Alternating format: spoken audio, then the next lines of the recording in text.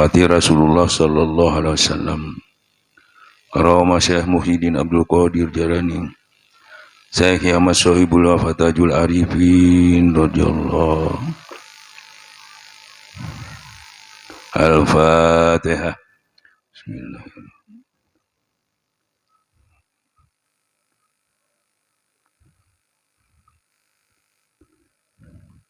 Yang saya cintai, saya taati. Yang saya cintai, saya taati para guru-guru kita, khususnya guru kita Syekh Ahmad Sohibul Wafatajul Arifin radhiyallahu. Para ulama, para kiai, dan orang-orang yang berjihad di jalan Allah. Bapak, ibu-ibu yang dimuliakan Allah, hari ini kebetulan ditakdirkan Allah kita berkumpul di dalam satu majelis yang berbahagia, yang penuh rahmat ini. Marilah kita hari ini pulang dari sini, kita harus membawa sesuatu yang lebih daripada sebelumnya. Yaitu yang kita bawa ini tadi, yaitu karunia Allah yang akan diberikan kepada kita. Sehingga dalam kehidupan ini, apa yang kita cita-citakan, kita bisa mendapatkan akses untuk mendapatkan Rabbana atina fid dunya hasanah wa fil akhirati wa qina adzabannar. Alhamdulillah, pada suatu kondisi yang sulit zaman sekarang ini, bapak-bapak, ibu-ibu yang dimuliakan Allah, penuh fitnah, ya, penuh fitnah zaman sekarang ini. Terlalu banyak fitnah di dalam kalangan kita sendiri. Bahkan yang tidak pernah terjadi pada zaman-zaman dahulu sekarang sudah terjadi di antara kita sesama kita. Kenapa sampai terjadi? Nah, itu perlu kita kaji. Pertama-tama, semua ilmu yang kita dapatkan, khususnya para kiai, para ulama, yang kebetulan beragama Islam, pasti pengetahuan itu sama. Ilmunya pasti sama. Pasti diberikan oleh Allah sama. Khususnya Allah sendiri menyampaikan semua para ulama-ulama itu, yang ulamanya itu masih setengah-setengah, bahkan masih ada yang masih setengah-setengah, ada yang sudah sungguh-sungguh, ada yang masih zalim. Semuanya sama diberikan Al-Quran. Yang zalim masih untuk membaca, untuk memperbaikinya supaya jadi alim. Yang sudah alim mempertahankan supaya tetap kealimannya. Yang sudah sempurna, maka supaya lebih sempurna keimanannya. Jadi semuanya diberi. Jadi makanya tadi disebutkan, guru kita tadi menyampaikan jangan membenci ulama sejaman.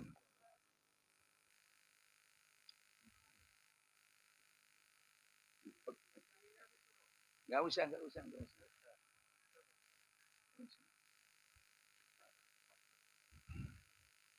Dalam kondisi seperti ini, apa yang harus kita lakukan? Ini penting. Supaya kita tidak sampai terpengaruh oleh situasi yang kadang-kadang menyesatkan atau kita ikut disesatkan. Kita cari solusinya, kenapa sampai terjadi demikian? Ilmunya sama, bibitnya sama, Qurannya sama. Sama semua. Masalahnya di mana? Debatnya yang menyampaikan hujahnya pakai Al-Quran. Yang dihujah pakai Al-Quran, jawabnya. Sama. Nggak ada campur tangan di dalamnya buku Mahabharata, nggak ada. Semuanya Quran hadis. Semuanya sama. Hajinya di Mekah sama. Mau dia Wahabi, mau dia ahli sunnah, mau Syiah, semua sama. Sama semua. Apalagi matinya. Ya. Untuk masuk ke surga, untuk husnul sama. Cuma satu kata aja, la ilaha illallah. Sama. Tapi kenapa kita jadi berpecah belah? Kenapa kita saling bermusuhan? Kenapa? Di mana salahnya? Ya mudah-mudahan saya sedikit nanti bisa memberi gambaran untuk supaya kita bisa mengambil hikmahnya. Supaya kita seperti halnya ulama-ulama tasawuf pada khususnya itu, duduknya itu, ya di dalam Quran disebutkan itu ada satu golongan yang selalu menyampaikan yang hak. Gak cukup dengan hak, tapi dia adil. Nah sekarang ini banyak yang menyampaikan hak, tapi nggak adil. Satu masalahnya di situ. Saudara-saudara, ini negara hukum, benar nggak? Benar ya?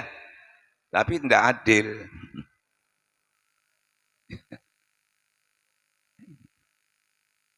Benar, tapi tidak adil.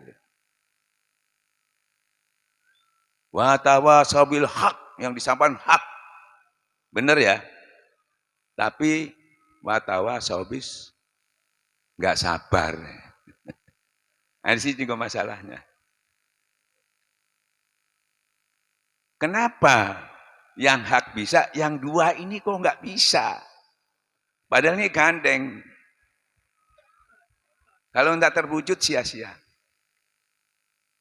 Kenapa? Nah, ternyata semua para ulama, namanya ulama, orang yang berilmu. Ya, sama-sama berilmunya. Sama-sama mengambil dari Quran dan hadis. Kenapa? Ya, bisa berselisih. Ternyata menurut orang tasawuf bukan kurang ilmu. Bukan kurang ilmu. Kurang iman. Kurang iman ternyata. Nah, kenapa kurang iman? Kan gitu ya? Karena selama ini kita lebih banyak menyampaikan orang disuruh beriman itu cuma dihimbau. Saudara-saudara harus kuat iman. Dihimbau mulai kecil, kita dihimbau terus, saudara-saudara harus kuat iman. Iman dihimbau, ikhlas dihimbau, saudara-saudara harus ikhlas.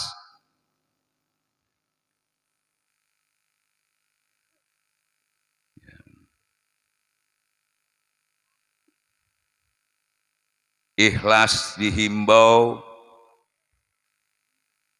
sabar dihimbau, syukur dihimbau, saudara-saudara harus banyak bersyukur dihimbau.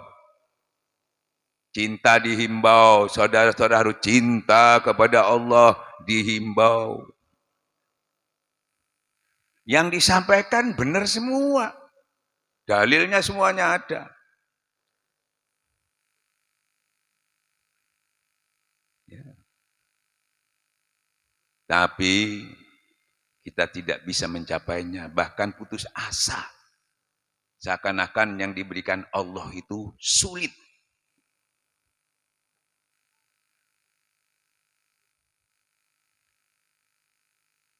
Maka dari itu, tarekat ini membantu kesulitan itu. Supaya sampai nanti tidak mengulang-ulang lagi, kalau ngaji itu nanya lagi. Sudah disampaikan nanti, tanya lagi. Disampaikan lagi pengajian, tanya lagi. Mau melakukan kalau masih tanya pasti ragu-ragu. Tidak bisa mencapai hakul yakin. Jadi torekat ini membantu itu. Sesuatu yang paling sulit ternyata karena ada rumusnya yang kita tahu, jadi mudah.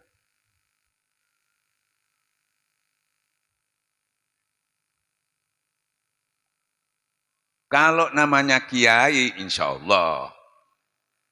Ya, kalau kiai, insya Allah. Karena kiai itu pasti mondoknya umur 7 tahun sudah mondok itu. Sampai jadi kiai, kalau perlu ditingkatkan ke Mesir, kemana-mana dan sebagainya. Ya, kalau kiai. Tapi bagaimana masyarakat kita ini yang ketinggalan? Ya, kasihan. Kesempatannya untuk seperti melakukan seperti kiai nggak mungkin. Kalau kiai insya Allah beres lah. Atau orang yang dalam pondok beres lah. Tapi orang-orang di lapangan, terutama ibu-ibu, apa yang kiat-kiat apa yang bisa kita berikan supaya beliau itu tidak ketinggalan? Kenapa? Ngajinya kan hampir-hampir nunggu Isra Mi'raj sama Maulud Nabi kadang-kadang. Setahun cuma 2 kali ya. Ya toh? Makanya banyak sekali yang dikatakan orang awam itu, yang mengawamkan itu bukan dirinya. Ya. Jadi kebanyakan orang-orang ini tidak turun ke bawah secara proaktif. Seperti wali-wali itu proaktif, dia di lapangan banyak. Hampir-hampir sampai wali-wali itu hampir tidak punya masjid, lupa. Turun di lapangan terus proaktif. Untuk menyelamatkan orang-orang awan yang bodoh-bodoh, yang minder kalau datang ke pengajian didatangi.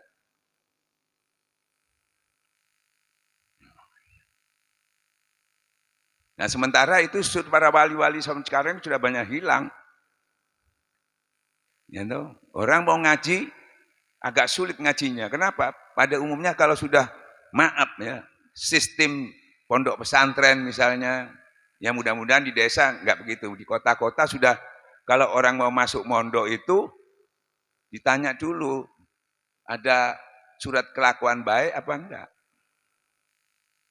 Kalau enggak ada, ya itu buruk sudah enggak terima. Ya. Nah kalau enggak terima, ini yang benahin siapa? Ya. Dilihat lagi, diuji. Ya. Apalagi kalau masuk di pondok pesantren sekarang, masuk aja sudah harus bisa baca Quran, harus bisa tulis Arab. Ya. Wah enggak bisa. Ditolak. Ya. Terus yang membina selanjutnya siapa ini? Ya. Sudah niru-niru caranya orang kafir. Ya. Jadi dipilihi yang baik-baik, yang pinter-pinter, ya aja. Terus yang buruk-buruk ini mau diapakan ini? Siapa yang bertanggung jawab? Sampai sekolah Islam itu sekarang begitu. Mahal lagi.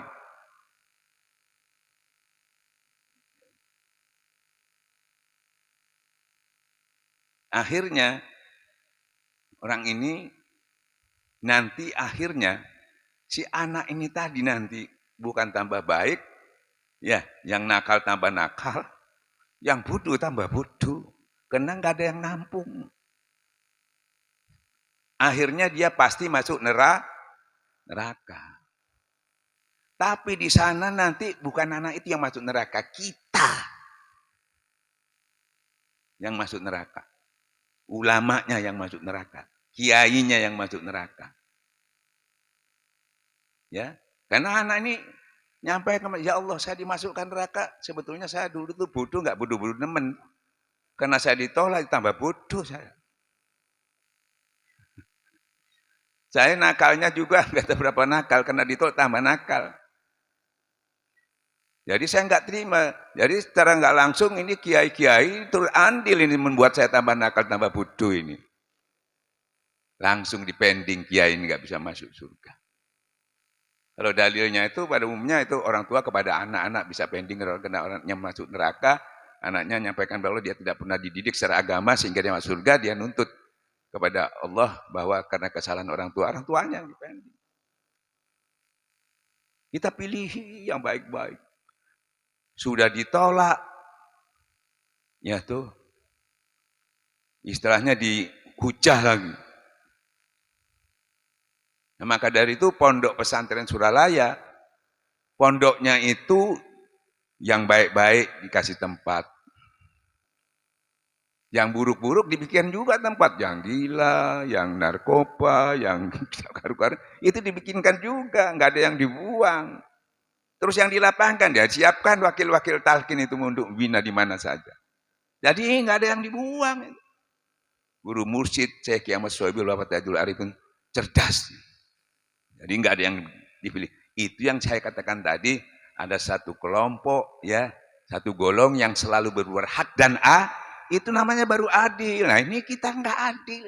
Yang dipilih yang bagus-bagus. Rasulullah aja itu dibuang di tempat jahiliyah. Kita cari yang baik-baik tok lah. Cuman kalau tidak baik-baik ngajar apa gitu. Kenapa kita nggak melihat? Karena kita cuma pakai mata satu ini belum dibuka, tidak kelihatan. Makanya, alhamdulillah, nah, kita sebagai murid Pangeran Sahabat yang ditugaskan di lapangan ini tadi, ya tuh, yang terbuang tadi tersisihkan, yang tidak kita ambil, kita tampung. Yang nggak punya kesempatan, masuk kita ke gunung-gunung, ke pedalaman, kemana-mana. Biar 2 orang, 3 orang kita layani. Takut-takut Pak nuntut nanti repot. Nah, ini yang harus betul-betul diperhatikan. Tapi kalau di desa-desa insya Allah masih lumayan. Di kota ini sudah habis. Apalagi sudah semuanya komersil. Ya mudah-mudahan, khususnya di desa-desa, istilahnya budaya di desa itu masih bagus ya kelihatannya. Walaupun sederhana. Ya. Pernah saya tuh didatangi sama orang mengatakan begini, ini seorang Wahabi, ketemu saya. Dia mengatakan begini, orang-orang di desa itu untuk syiar itu sulit diterima. Kata, bagaimana? Karena pondoknya itu kumuh, mandinya di kali, katanya makannya itu tidak bergizi, lampunya peteng, pakai coplek, tidurnya di tikar, bagaimana bisa maju gitu. Kan gitu ya. Kalau di pondok saya makannya bergizi, pakai lampu, pakai kursi, ya, meja maksudnya. Nah, mandinya air pet gitu, enggak dikali. Itu kan baru orang memandang, wah Islam ini luar biasa, banyak orang maju. Kalau begitu bagaimana nggak bisa? Terus saya sampaikan, Ami, saya bilang gitu. Jangan kamu mengatakan golongan itu tidak baik, mungkin dia bisa lebih baik. Udah baik dari mana? Nah, coba. Gurunya sampean itu yang ngajar di situ, kalau umpamanya pakai lampu coplek mau ngajar enggak? Ya enggak mau. Nah, di situ biar lampu coplek mau. Begitu tinggi keikhlasan, tidak yang penting lapang dan sempit. Sempit aja bisa, apalagi lapang. Itu kedudukannya karena orang itu sudah takwa itu jangankan sempit, jangankan lapang, sempit pun bisa. Ya. Terus umpamanya santri-santri sampean ini makannya seperti di pondok-pondok kita di desa ini, nggak bergizi, ya. Sebetulnya memang sampean sendiri, kita sendiri kadang-kadang kenapa sampai di pondok-pondok di desa makannya nggak bergizi? Bukan berarti tidak punya dana sebetulnya. Memang dibuat sedemikian, itu termasuk riadoh sebetulnya. Nggak terasa itu dibuat riadoh sistemnya itu. Jadi tadi tidurnya di tikar, disuruh zuhud, nggak terasa suruh zuhud. Suruh mandi di kali seadanya. Itu dididik zuhud itu sebetulnya. Tapi orang ini pakai logika ya. Makanya yang menerima ini, ya itu imannya itu sudah di tempat bisa menerima. Bukan akalnya yang dipakai, imannya.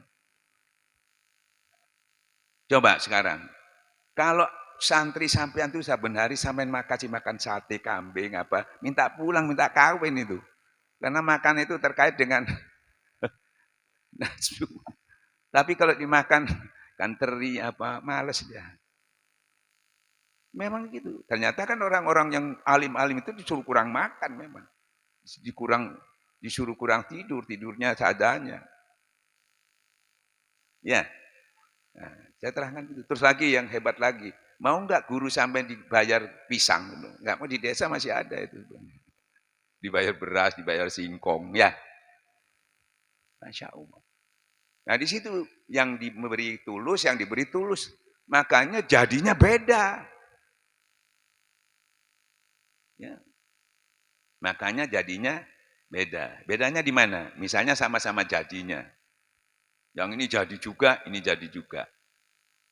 Tahu-tahu ini yang diundang nih, yang tadi makannya enak, tempatnya enak, diundang di desa. Wah, nggak mau dia. Apalagi tidurnya nggak ada hotelnya, tidurnya di langgar ya. Waduh, nggak biasa. Takut digigit nyamuk. Makanya suasananya, kalau diundangnya bisanya di hotel, ya di tempat-tempat orang-orang yang kaya di perusahaan besar, Pertamina misalnya. Tapi kalau diundang di sini nggak bisa. Ya. Nah kalau orang yang biasa ini tadi, diundang ini yang paling rendah pun kondisi situasinya nggak ada masalah. Apalagi diundang di tempat-tempat yang hotel dan sebagainya ya. Ini dua bisa. Kalau ini cuma satu jurusan yang bisa, satu jurusan nggak bisa. Saya tanya, mana yang lebih baik? Tuh udah diem ya. Nah, kenapa? Jadi memandang dengan satu mata, tidak memakai ini. Kalau memakai ini, maka dari itu mudah-mudahan mulai orang membuka mata ini sebetulnya. Sampai nanti akan bisa terbuka hijab-hijab yang orang nggak bisa tahu, sampai bisa tahu. Kalau nggak ngerti sampai ngerti. Nah inilah torekat itu membantu. Dan torekat itu memberi pelajaran yang paling ringan. Dan tidak ada yang bisa mengatakan tidak bisa. Pasti bisa. Karena saking mudahnya. Tapi orang yang melihat tidak punya kacamata pakai ini, wah sulit tuh. Itu orang harus ulama yang belajar itu. Harus orang alim. Harus syariatnya harus kuat dulu. Sampai sekarang masih banyak belajar torekat, tasawuf. Syariatnya aja belum kuat belajar tasawuf, belajar hakikat. Hampir semuanya. Bahkan ahli-ahli sunnah kiainya masih ngomong begitu.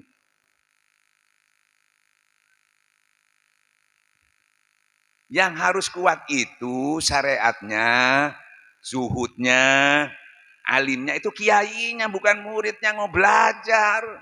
Oh kalau bisa sudah sempurna itu ngapain? Kalau gurunya syaratnya kuat, ilmunya, zuhudnya kuat, alim, pasti muridnya seperti katakan oleh Syekh. Kalau muridku bodoh, aku yang pinter. Bukan muridnya yang harus pinter, gurunya yang harus pinter, bertanggung jawab.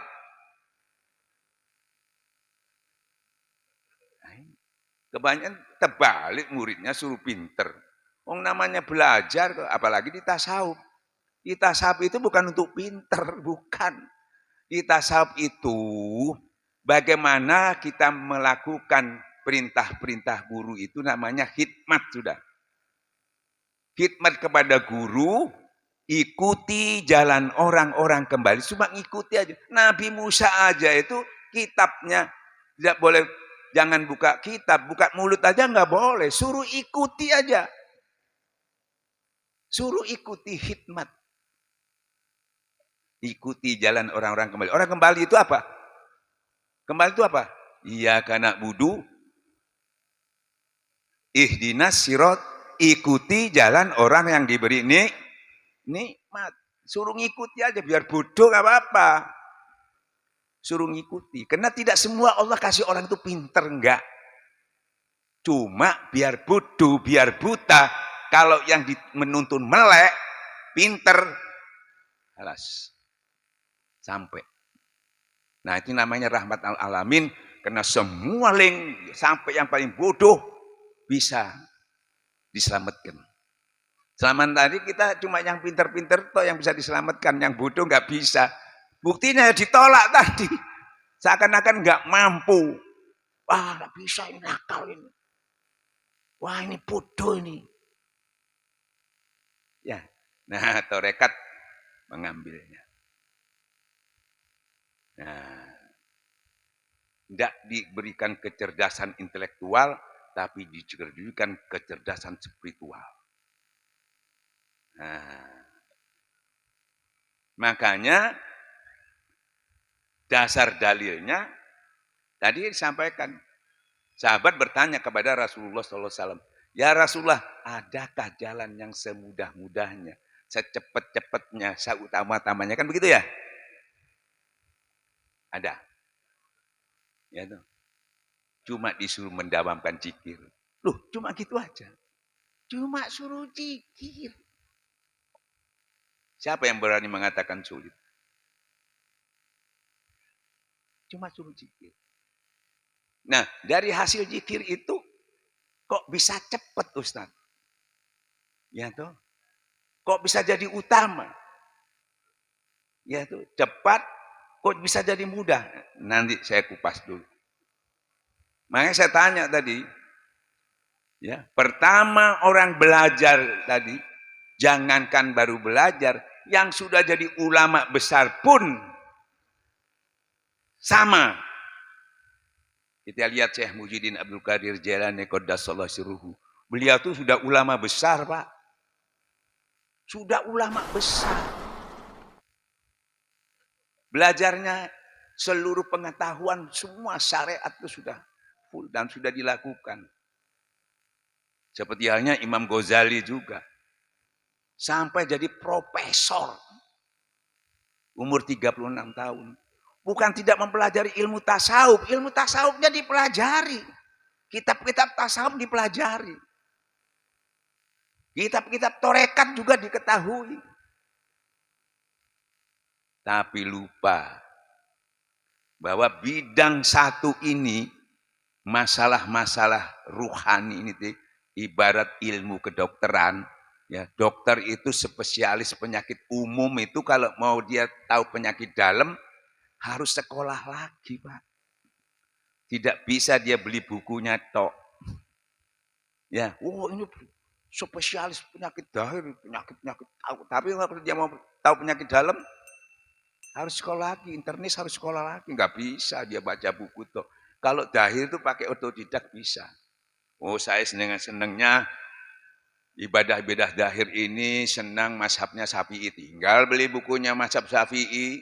Yang senang Hambali beli aja, itu tidak bisa. Tapi yang di dalam ini, was'alu ahla zikir in kuntum la ta'lamun. Cuma satu-satunya pelajaran harus digurui, cuma ini. Jadi dalil-dalil yang harus belajar kepada ahlinya, masalah nahu, sorab, itu mengambil kiasnya itu di dalil itu. Dan pasti kamu mendekatkan kepada Allah. Carilah jalan yang dekat kepada Allah. Pasti kamu tidak mungkin bisa mendekatkan. Maka kamu dianjurkan mencari orang yang dekat kepada Allah. Harus digurui. Karena contohnya Nabi Musa aja disuruh mencari guru. Ente lagi. Nabi Musa diajarin la ilaha illallah.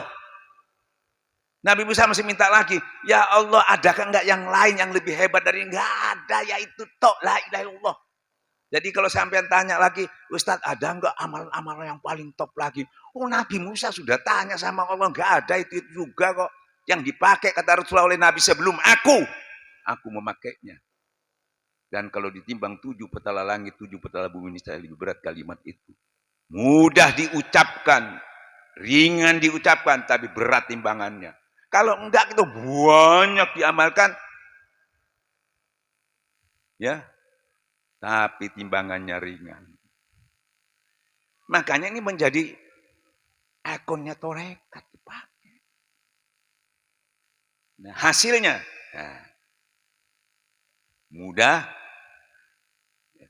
mudahnya di mana? Nah, ini saya urai sekarang. Nah, ini sudah pernah saya urai, saya ulang lagi.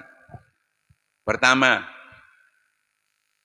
misalnya Pak Kiai, bagaimana iman saya ini supaya kuat? Penting ditanyakan. Kebanyakan kalau tidak pakai tarekat, jawabannya ya banyak beramal lah. Kan gitu ya. Kalau perlu banyak sedekah. Ya, kalau punya naik haji. Kan gitu ya. Bangun malam. Kayaknya benar ya. Sekarang umpamanya orang bagaimana supaya kuat iman. Berarti orang itu lemah toh. Sekarang disuruh sedekah, disuruh haji, imannya lemah. Jadi enggak? Hajinya sesuatu yang disuruh tapi dilakukan enggak dapat apa. Bagaimana haji itu modalnya ya tuh, berangkat haji itu sangunya itu takwa. Imannya belum suruh naik haji dikira bisa kuat iman. Enggak. Sedekah tanpa iman. Sedekahnya persis yang memberikan. Tanpa iman, ria. Di tarekat, jadidu imanakum bikasodika wilillah. Utuhkan imanmu yang berantakan itu. La ilaha. Ini mantap metodenya ada. Dia terproses sendiri. La ilaha illallah. La ilaha illallah. Terproses dia. Ya. Tidak didebatkan lagi, enggak tanya lagi, Pak Kiai bagaimana? Enggak tanya lagi, saya sudah punya alatnya. Dan langsung dia bergerak. Memenuhi apa yang dijanjikan. Allah tidak pernah mengingkari janji. Jadi kita, kenapa tarekat itu dulu yang diberikan? Ya pertama niatnya. Ilahi anta maksudi waridoka. Enggak ada urusan dunia. Tujuannya ke Allah. Baru imannya dibenahin. Kalau saya ilustrasikan gini. Rasulullah pernah didatangi, waktu duduk-duduk didatangi. Ada seorang malaikat, tapi enggak tahu kalau itu malaikat. Kan bertanya kepada Rasulullah. Gimana pertanyaannya?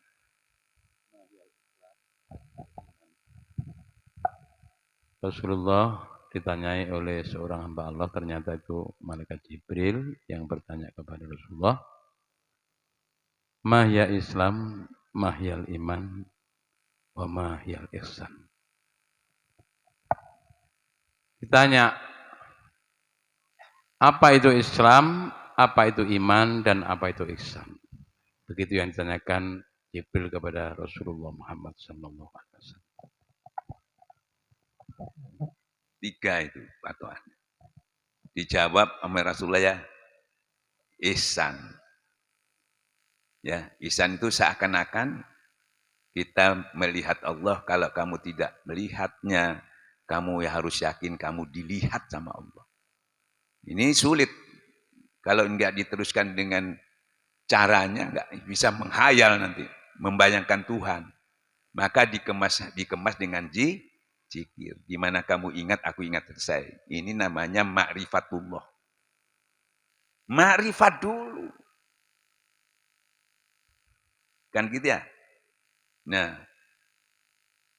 jadi ini kamu bukan lagi diberitahu bahwa tidak ada Tuhan kecuali Allah, tapi kamu diangkat jiwamu untuk merasakan bahwa kamu dilihat sama Allah.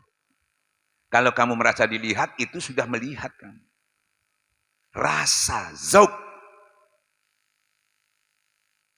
Merasa.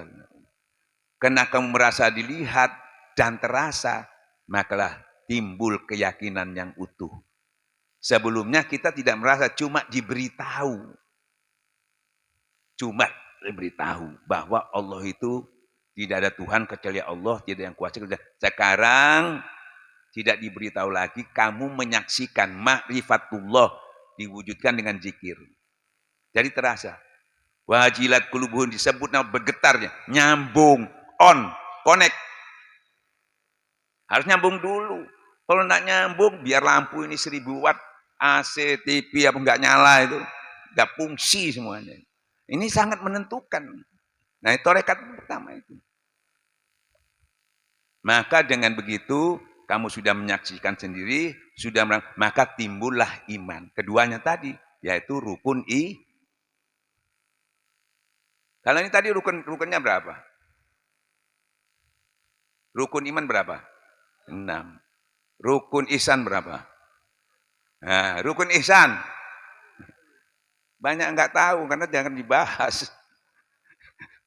Yang dibahas itu 2 tok, iman, Islam. Seperti tripod itu ya. Ya, 3 kaki ini bahas 2, maka jatuh terus. Kakinya cuma 2, tripod itu 3. Makanya jatuh terus. Karena ini ditinggalkan ini. Tidak pernah dibahas. Nah, rukun 6 ya.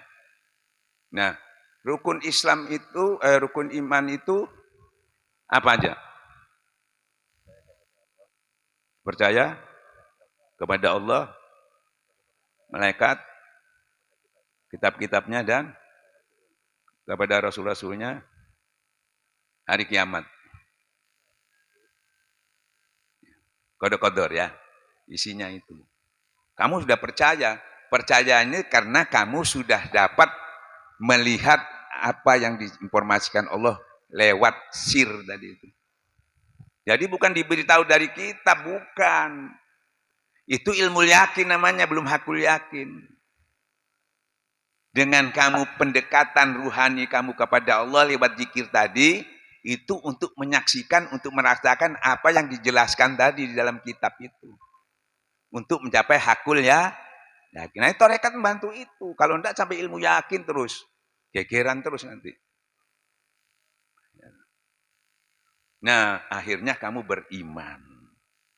Jadi tanpa ihsan tidak mungkin iman. Kalau iman itu tadi hanya dihimbau, itu nanti turun naik. Turun naiknya kenapa? Ada yang ngomong gini percaya, ada yang ngomong gini, aduh nggak percaya lagi. Jadi mudah rapuh. Tapi kalau sudah menyaksikan sendiri, langsung dari Allah, yaitu tadi. Jadidu imanakum biqaulillah, utuh imannya. Nah, 2 ini Rasulullah ini mengajarkan itu 10 tahun. Baru turun perintah sholat, puasa, zakat. Tidak main-main, karena ini sangat penting. 10 tahun cuma ini. Setelah 10 tahun baru turun. Ya, sholat. Ya, apa? Syahadat dulu ya. Sholat dan sebagainya. Baru sahabat mengatakan sami'na wa ta'na. Saya dengar, saya laksanakan. Terlaksana karena ini modalnya sudah ada. Sekarang sami'na wa ta'na, modalnya enggak ada. Ya saya enak-enaknya kadang dilakukan, kadang enggak sama sekali. Makanya kita tarekat ini menarik ke belakang. Biar kiai ditarik ke belakang dulu. Harus nol dulu. Contohnya siapa? Syekh Abdul Qadir Jailani sudah jadi ulama besar. Imam Ghazali sudah ulama besar. Apa yang dilakukan? Enggak buka kitab lagi. Buka hati. Ujlah. Imam Ghazali ujlahnya berapa tahun? Hampir lebih 10 tahun. Syekh Abdul Qadir 20 tahun di Padang Irak. Menyempurnakan bukan baca kitab lagi. Kalau sampai baca kitab, maaf ya, bukan melecehkan kitab. Ini kita akan diskusi ilmu ya. Nanti dikira, wah Ustadz ini sudah suka kita keliru lagi. Nanti. Kalau baca kitab lagi, sampean dapat ilmu, nambah ilmu kalau baca kitab. Tapi tidak menambah keyakinan, tidak menambah keikhlasan, tidak menambah kehusyuan. Dalilnya barang siapa mengamalkan yang dia ketahui, Allah tambah yang dia tidak ketahui, yang dia tidak miliki. Apa yang tidak miliki? Keyakinannya kurang, khusyuknya kurang, ikhlasnya kurang. Itu yang dikasih sama Allah, itu yang beri. Kalau ilmu-ilmu lagi buat apa? Ilmu tanpa isinya itu jadi ulama juga, jadi ulama su. Nah, ini tarekat itu mensterilkan. Memang tarekat untuk ulama, jangan sampai ulama yang enggak steril, kasihan nanti yang dibawa. Karena dia jadi panutan. Karena enggak steril, Imam Ghazali itu saya baca di kitabnya itu, melawan kesesatan 36 tahun jadi profesor. Gelisah. Bahkan stres. Ya. Maaf ya. Ini maaf ya, jangan salah paham. Nabi juga pernah stres. Saya bukan melecehkan, nanti Ustaz dulu. Ini kan kita bicara pengetahuan ya. Perjalanan Nabi itu setelah menerima pelajaran pertama, ya. Apa perjalanan? Iqra. Ya. Ilmu masih masalah. Ilmu sudah diterima ini. Turun. Ya, padahal ilmu yang dibaca pertama itu la ilaha, tapi masih kalimatnya, masih keterangannya, turun beliau. Stres. Gak bisa tidur, gelisah. Dia sampaikan kepada istrinya Khadijah, ya istriku, tadi saya didatangi, ya seorang yang berjenggot di dalam gua itu tadi. Saya diajarkan kalimat ini. Apa benar apa enggak? Saya belum tahu persis ini. Ketakutan sampai panas dingin. Ya, nggak benar nggak riwayatnya itu? Kan gitu ya. Sampai istrinya mengatakan, Muhammad, karena belum jadi Muhammad, nggak mungkin Allah mau mencelakakan kamu karena kamu selalu menghubungkan silaturahmi dan kamu selalu mengambil kesulitan orang lain untuk kamu ikut menyelesaikannya. Nggak mungkin, diyakinkan. Stres Rasulullah itu. Bayangkan, karena sampai di ilmu masih. Nah, akhirnya beliau diajaklah oleh istrinya. Saya punya paman namanya Warokah bin Naufal. Dia seorang ahli kitab masih orsinil. Dia minta petunjuk kepada dia. Nabi aja tuh masih cari orang. Kalau kita kan apa? Sabar. Nabi lu cari untuk nyocokkan itu. Maka perlunya tabayun, perlunya musyawarah itu. Jangan sudah mentang-mentang sudah nggak perlu lagi. Kita ini nggak maksum. Nggak ada yang suci, nggak. Jangan merasa suci, nggak. Akhirnya dijelaskan dalam kitab dibukakan, kamu calon seorang nabi. Kamu calon seorang nabi. Tapi kamu banyak musuhnya. Kira-kira kalau sampai begitu kan gini, waduh nggak jadi aja kalau banyak musuhnya. Sampean masih diangkat kok nggak enak gini ya toh. Kalau kita mau diangkat, nanti kamu bisa. Baru kita. Ini sudah nanti kamu banyak musuhnya. Nah itu tadi. Nah akhirnya Rasulullah berangkat lagi naik ke gua itu tadi. Kedua kalinya. Bukan lagi seperti awalnya beliau datang. Awalnya beliau datang itu ya disuruh baca. Iqra, suruh baca kan? Disuruh baca, Pak. Tapi beliau buta huruf, nggak bisa baca. Karena nggak tahu pinnya itu. Setelah tahu pinnya, ya sebut-sebut nama Allah. Suruh zikir dulu baru bisa baca. Disyariatkan jadi Bismillahirrahmanirrahim. Ya, makanya kalau orang baca di tasawuf itu mentakwilkan itu, kalau orang syariat mengatakan Bismillahirrahmanirrahim itu, dia katanya sudah berzikir ingat kepada Allah. Kalau di tasawuf enggak, dia belum ingat, masih diingatkan. Ingatlah kepada Allah yang pengasih lagi, masih diingatkan, belum ingat. Kok bisa begitu? Saya tanya, kamu zikir enggak? Enggak ya, belum. Makanya suruh baca keras-keras. Bismillahirrahmanirrahim. Supaya Ingat. Jadi belum, kalau dia zikir baru ingat, belum, masih diingatkan. Ibarat sholat itu masih usolli, belum sholat. Nah, ini ditingkatkan pengetahuan itu lebih jelas kan begitu ya, kalau di tasawuf itu begitu. Nah, setelah dia baca kalimat yang dia dapatkan tadi, sampai di keterangan. Untuk mencapai hakul yakin, dia kembali lagi menghadap kepada Allah. Menghadap kepada Allah tidak diantar lagi oleh malaikat Jibril. Karena langsung menghadap ke Allah. Terbakar itu nanti kalau menghadap langsung ke beliau itu. Makanya nggak mau ikut. Tadi enggak. Masih menyebut namanya aja nggak ada masalah. Tapi kalau sudah hudur ke Allah, terbakar. Nggak bisa. Nah, beliau menghadap kepada Allah. Ya. Bukan lagi menyebut nama Allah, bukan memanggil Allah lagi, bukan. Hudur dia. Makanya dikatakan, lihat aku, makrifat kepadaku, aku buta ya Allah. Yang buta bukan ini, kan ini yang buta. Nah, hudurkan aku, kata Allah. Nah, dengan rasa kamu melihat aku, maka terbukalah makrifatullah. Nah, itu tadi. Baru dia menyaksikan sebenar-benarnya. Itu namanya ihsan. Nah, di Taurat itu diajarkan kepada kita. Makanya kita harus ada gurunya. Setelah kita menerima dari guru syariat, la ilaha illallah, baca asma Allah, memanggil-manggil Allah, ditorekat, dibawa sampean ke Allah, menghadap usul kepada Allah. Disempurnakan untuk menyaksikan apa yang sampai katakan, sampai ucapkan tadi. Makanya untuk mencapai hakul yakin. Ternyata sampai dibawa lu kita usul kepada Allah. Ditarik pun dibawa ruhani, usul kepada Allah. Bukan lagi memanggil Allah, tapi sudah bersama Allah. Dan bersama Allah itu di sisinya ada nabi, ada syuhada. Sampai masuk ke dalam orang pilihan Allah sudah. Makanya orang-orang jadi wali itu harus lewat situ, nggak bisa. Makanya Syekh Abdul Qadir Jilani 20 tahun, Imam Ghazali untuk mencapai kesempurnaan ilmunya.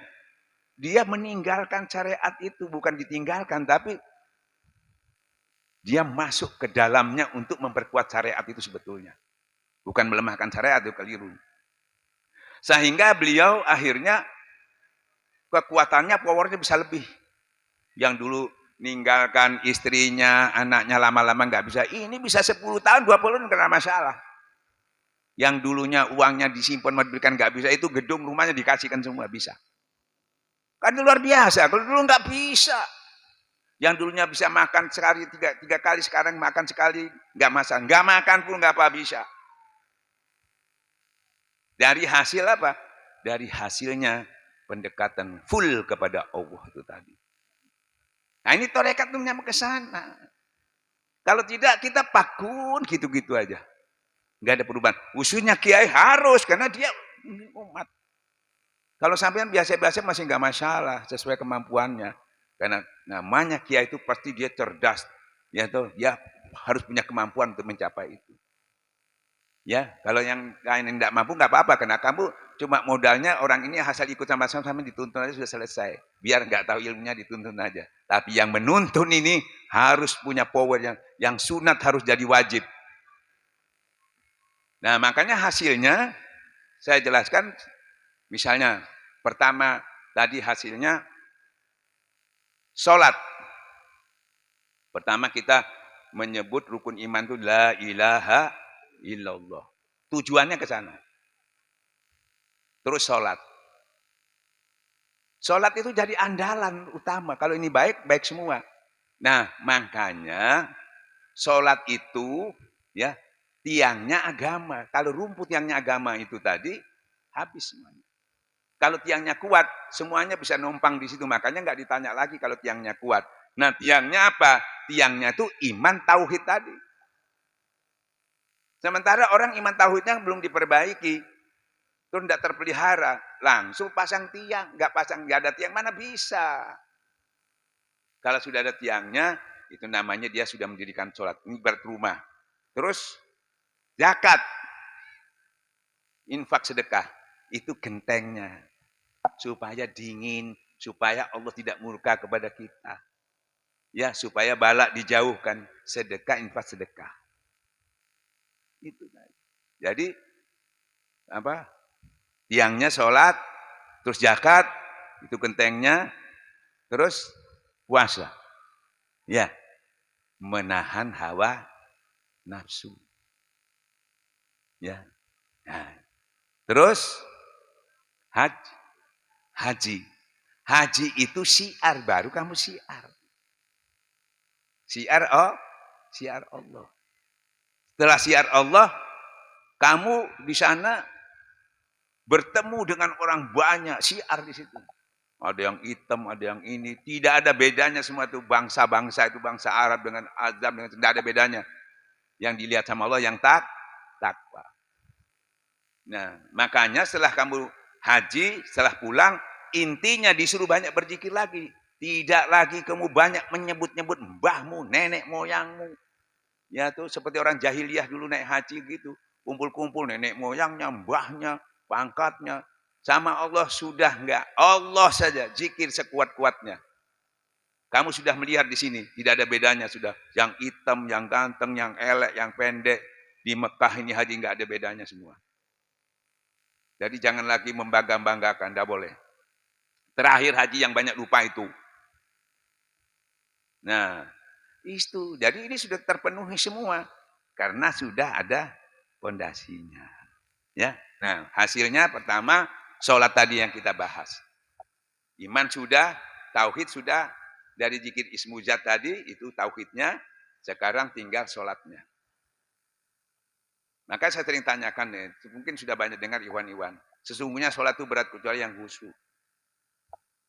Bisa khusyuk enggak kalau hatinya orang enggak tentrem? Enggak bisa. Selama ini kita cari khusyuk aja. Ya, karena terpancing dengan dalil itu harus khusyuk. Karena padahal khusyuk itu rasa. Ya. Nah, untuk mendapatkan khusyuk itu, ya toh, untuk mendapatkan khusyuk itu kalau enggak tentram enggak mungkin. Maka kita harus mencari tentram. Ternyata tentram itu cuma lewat ala biji keratainul qulub. Hanya dengan berzikir hati menjadi enggak bisa langsung khusyuk itu kalau enggak tentram. Enggak bisa langsung tentram kalau enggak zikir. Makanya panggilan sholatnya apa? Wa aqimis sholat suruh zikir bukan suruh khusyuk. Kendak tahu enggak? Tahu, itu enggak bahas lagi tuh. Sama enggak bahas lagi bagaimana khusyuk. Ya, orang harus tahu bahasanya, harus tahu artinya. Itu orang yang sudah tahu bahasa Arab, orang yang bisa bahasa Arab aja banyak enggak khusyuk. Tahu bahwa dasarnya itu harus tentram. Tentram itu orang disuruh tentram, apalagi suruh khusyuk, suruh tentram aja yang bisa. Nah, padahal tentram itu cuma diambil dengan ada juga orang tentram enggak pakai zikir karena enggak punya utang katanya gitu. Itu nikmat itu, bukan tentram. Nikmat yang menipu. Kenapa? Nikmatnya itu tentramnya karena enggak punya utang. Ya. Nah, dia mengutangi orang, dia enggak punya terus enggak dibayar, enggak tentrem juga, enggak nikmat juga. Dia enggak punya utang tapi dia ngutangi orang, terus enggak dibayar. Enggak nikmat juga, hilang. Karena nikmatnya bukan karena Allah. Kalau kita nikmatnya tidak pakai itu nih. Kita nikmatnya karena punya mobil, punya rumah, enggak punya ini. Ini. Kalau nikmatnya punya rumah, kita kepingin kalau enggak punya. Kepingin tentram punya mobil kalau enggak punya. Kalau ini semuanya punya, tinggal dikonekkan saja. Ala biji kertain pun sudah tahu semua. Nikmatnya karena Allah. Allah tidak pernah berubah. Istri saya cantiknya ya. Nikmat ya. Nikmat ya. Tapi tidak menenteramkan. Takut diganggu orang, takut ini. Yang menenteramkan ini. Ya. Punya uang banyak, nikmat. Tapi tidak menenteramkan. Waduh. Taruh mana ini supaya kan? Ini gimana ini? Punya mobil bagus, Rolls Royce, masuk sini. Waduh. Takut keserempet. Jangan kecil. Nikmat tadi tidak Dan itu nikmat-nikmat yang berubah-ubah. Oh, beli ini bagus, nikmat. 1-2 tahun lagi ada model baru sudah. Udah nikmat lagi. Nah kita datang kiai selalu minta itu, keliru. Yang diminta itu, Pak Kiai, kan kalau punya uang banyak, bisa zakat, ya, bisa tenang di masjid, nggak ada yang nagih, kan ya? Siapa bilang? Wong contohnya Salaba sudah ada. Salaba itu kok diulang lagi? Kan minta begitu alasannya. Kalau sudah cukup dia bisa tenang, bisa di masjid, bisa betah, nggak cepat pulang. Ternyata setelah didoakan Rasulullah dikasih kambing, tambah nggak muncul-muncul, tambah hilang. Yang doakan itu Nabi, ente kiai lagi yang doakan. Ini plus ngasih modal itu. Itu sudah contoh kok diulang lagi datang kiai. Yang ceramah sama juga. Islam itu orang harus kaya. Kalau udah kaya, bukan orang bisa zakat, bisa jihad, itu karena uang. Karena iman. Tuh Abdurrahman bin Adam, Abdurrahman bin Auf. Abdurrahman itu kaya raya, kekayaannya tidak menghalangi dia ikut jihad bersama Rasulullah. Ikut berperang. Bukan ikut ngaji, ikut hijrah. Tidak menghalangi kekayaannya. Yang miskin juga Bilal. Abu Zar melarat, tidak ketinggalan juga. Tidak menghalangi kemiskinannya. Kita enggak. Yang kaya terhalang, yang miskin lagi terhalang juga. Bagaimana saya masih cari makan? Kenapa ininya loh, powernya kurang. Semuanya itu kurang dekat kepada Allah. Kuncinya, makanya Torekat membantu itu. Jadi Torekat tidak ngajar apa-apa. Cuma itu. Saya di Abah Anom tidak pernah diajar, cuma suruh zikir. Enggak dibukakan kitab. Pokoknya tanya, jawabnya zikir toh. Tiap tanya 40 tahun, zikir gitu tuh ya. Sampai saya loh, kenapa? Setelah kita lakukan, maka terjawablah dari hasil amalia itu tadi yang katakan, yaitu barang siapa mengamalkannya ketahui, ditambah yang dia tidak punya keyakinannya, keilmuannya, semua ditambah. Nah contohnya maka saya bagikan, saya sampaikan nih, tadi seperti sholat itu tadi. Orang membahas sholat itu terlalu panjang, cuma zikir isinya. Wah, hakimi sholat, dizikir, Allah zikir, sudah selesai. Karena sudah. Tentramnya karena Allah. Bukan karena tentram karena punya uang, nggak punya uang. Selesai, tinggal dilatih. Karena ilmu itu, kebanyakan kita diberi dalilnya, ya ibarat senjata kita nggak dilatih, ini nggak bisa. Cara memakainya bagaimana ini. Setelah itu baru dilatih.